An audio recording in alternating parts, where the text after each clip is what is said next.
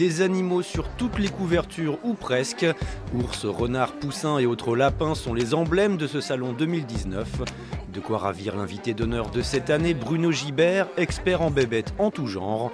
L'auteur l'avoue sans complexe, il préfère largement dessiner des animaux que des humains. C'est une très vieille tradition qui remonte à Ésope, ensuite que La Fontaine a repris. On a tous des images de Benjamin Rabier, de Gustave Doré aussi. Ça fait partie d'une convention, je ne sais pas d'où elle vient, de la moquerie aussi. C'est une manière de se moquer des humains et de les caricaturer et en même temps avoir un regard assez tendre parce qu'il y a aussi une innocence de l'animal. Les animaux ont aussi envahi la dernière œuvre de Christine Schneider et Hervé Pinel.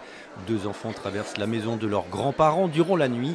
Tapis dans les coins de la grande demeure vivent un éléphant, un tigre, un singe et un perroquet. L'enfant, déjà il a un doudou, souvent c'est un animal. Et c'est un peu son référent, c'est un peu à lui qu'il va parler à son doudou, il va dire tous ses malheurs ou toutes ses joies à son doudou. Et je pense que dans le livre pour enfants, il s'identifie plus facilement à un animal, j'ai le sentiment, qu'à un petit garçon ou une petite fille.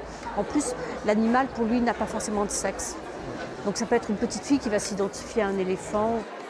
L'animal symbole du doudou, une manière de communiquer avec les jeunes esprits que le monde des adultes peut facilement effrayer. Je préfère comme ça, moi. Des fois, c'est mieux. Qu'est-ce qu'ils ont les humains de moins bien que les animaux? Des fois, c'est des choses un peu méchantes, des choses pas de notre âge. Et à ton âge, les animaux, c'est mieux? Bah oui, pour les plus petits aussi. En tout, 43 auteurs jeunesse sont présents sur le salon pour présenter leurs nouveautés, de quoi générer des heures et des heures de lecture.